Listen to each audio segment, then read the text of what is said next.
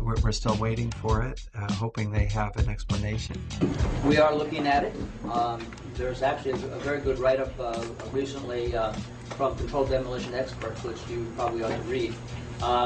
We haven't finished the investigation yet, so I'm not at liberty to talk about any intermediate findings. The collapse is assumed to be caused by a combination of fire and structural damage. Did any other surrounding buildings suffer a complete collapse at near freefall speed? Building 3, a 22-story building directly below the Twin Towers, was split in half by the South Tower's collapse. Although the building was severely crushed by falling debris, the structure remained standing. Building 4, a 9-story building east of the South Tower, was almost completely destroyed. The remaining structure did not collapse. Building 5, a 9-story building east of the North Tower, suffered from severe fires and structural damage. Building 6, an 8-story building between the North Tower and Building 7, suffered a giant gouge in its roof and severe fires. Neither Building 5 or 6 suffered global collapse. Neither did the Deutsche Bank building, which stands to this day and is currently being demolished beam by beam. Neither did the Millennium Hotel across the street.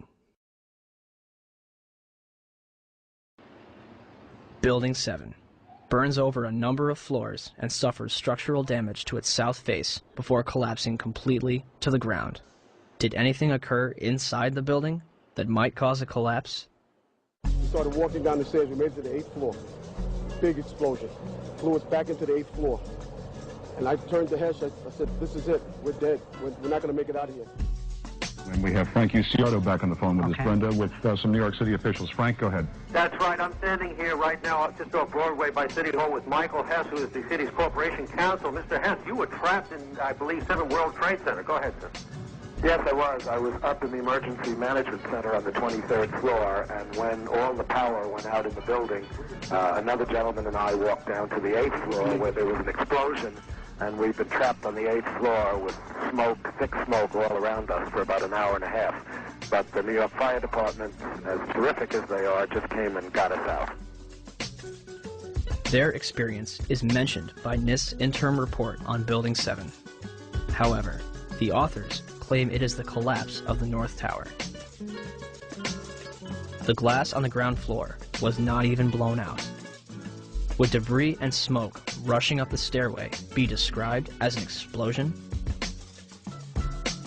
So, we have a 47-story steel-framed skyscraper, which housed various government agencies and numerous important documents, damaged less than the other World Trade Center buildings. At 5:20 p.m., all structural elements inside Building 7 simultaneously fail, and it collapses symmetrically, imploding into a pile of rubble. This building had 81 columns, 24 core and 57 perimeter, running from the basement to the roof. For the building to have collapsed the way it did, all 81 of these columns had to collapse simultaneously. Could fires on a few floors have heated up all these columns to the breaking point at the same time? Let's ask the 9/11 Commission. Governor Keane, may I ask another question, please? At 5:20 p.m. on September 11th, World Trade Center building number 7, 47-story modern frame steel skyscraper that no plane hit, collapsed into a neat little pile onto itself and exhibiting all the characteristics of controlled demolition. FEMA, in their investigation, didn't say that. They said that fire must have knocked it down, but they couldn't figure out how. Video evidence shows what appears to be explosive squids going up the side of the building from south to north or from bottom to top as the building collapsed. There was molten metal found in the basement of that building at temperatures that exceeded anything normal fire could cause. With all the confusion about what happened to Building 7, why is there not a word about the collapse of that building in the 911 Commission report? We didn't see any evidence of the kind of thing you're talking about. We thought that was part of the tragedy of 9/11. The building collapsed later on. There was not a lot of loss of life in that building. And it was not part of our report. Not part of the report. Thanks. Governor? So for the 9/11 Commission to totally ignore that, I think is unconscionable and shows that they did not do a thorough job. Did Building 7 collapse because of damage from the falling North Tower? Or was it also a controlled demolition? 27 jaar ervaring in het slopen van gebouwen met explosieven. Hij is de absolute top in Nederland. Zijn reactie op de beelden die we laten zien is onbevangen. Zie je vanaf boven gaan? Nee, je gaat vanaf onder. Die gaat vanaf onder, ja. Toch? Ja. Ze hebben gewoon kolommen weggeblazen. Er is nagesprongen. Dit valt anders dan het World Trade Center. Vind je niet dan? Ja, je ziet het, de onderste verdiepingen gaan eerst. Ja, en de rest zakt er gewoon in. Dus dit is controlled demolition. Zeker weten? Zeker weten. Er is nagesprongen. Dit is in opdracht gebeurd. Dat heeft een team gedaan van experts. Maar het is ook op 11 september gebeurd. Dezelfde dag? Dezelfde dag. Dezelfde dag? Weet je dat zeker? Ja.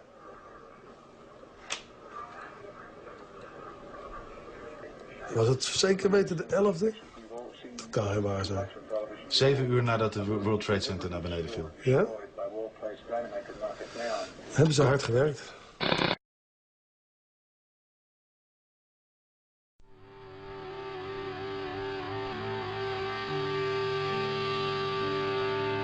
In the aftermath of 9/11, citizens and politicians alike would demand that steps be taken to ensure such attacks never happen again. In late January 2002, Senate Majority Leader Tom Daschle receives calls from both President Bush and Vice President Dick Cheney, urging him to limit the investigation to the House and Senate committees. The administration would continue to oppose the investigation until November 2002, when Congress creates the National Commission on Terrorist Attacks upon the United States to make a full and complete accounting of the circumstances surrounding the attacks. Democratic leaders concede several aspects after the White House threatens to create the commission by executive order, giving themselves considerable control. President Bush officially signs it into law November 27, 2002, and names Henry Kissinger as chairman of the 9/11 Commission. The Chicago Tribune puts it best. Kissinger is known more for keeping secrets from the American public than telling the truth. On December 13, 2002, Kissinger resigns from the 9/11 Commission, due mostly to a congressional demand that he disclose his private business clients. It would later be revealed that Kissinger was the chief advisor to the Bush administration regarding the Iraq War, a lie which has now cost more American lives than 9/11 itself. Thomas Kean and Lee Hamilton are named as chairman and vice chairman of the 9/11 Commission. By December 16, 2002, the 10 initial members of the 9/11 Commission have been appointed.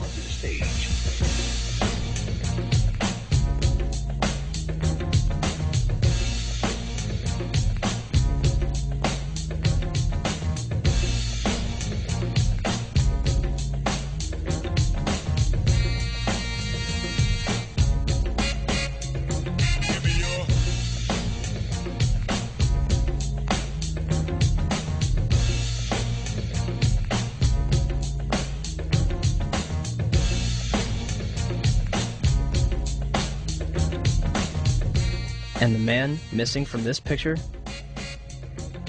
Philip Zelikow, Executive Director. He would shape both the commission and its final report.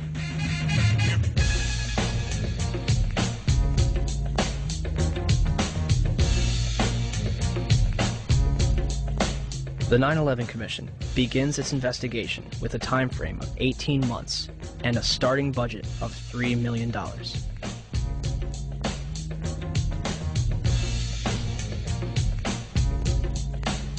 January 27, 2003. The 9/11 Commission holds its first hearing in Washington, D.C. Vice Chairman Lee Hamilton will claim a few days later, "We're not interested in trying to assess blame. We do not consider that part of the Commission's responsibility." March 26, 2003. The Bush administration denies the Commission's request for an additional $11 million in funding. 3 days later, the Commission is offered $9 million, and they accept. In April 2004, President Bush agrees to testify before the 9/11 Commission, but only if Vice President Dick Cheney joins in. Why did they insist on appearing together? The 9/11 Commission wants to ask us questions. That's why we're meeting, and I look forward to meeting with them and answering their questions. Why you're appearing together rather than separately, which was their request? Because it's a good chance for both of us to answer questions that the 9/11 Commission is looking forward to asking us, and I'm looking forward to answering them. On April 29th, 2004, behind closed doors, President Bush and Vice President Dick Cheney appear together before the 9/11 Commission for approximately 3 hours. They are not placed under oath, their testimony is not recorded, and the Commission's notes are subject to White House censorship. President, as you know, a lot of critics suggested that you wanted to appear jointly with the Vice President so that you two could keep your story straight or something. Yeah. Could you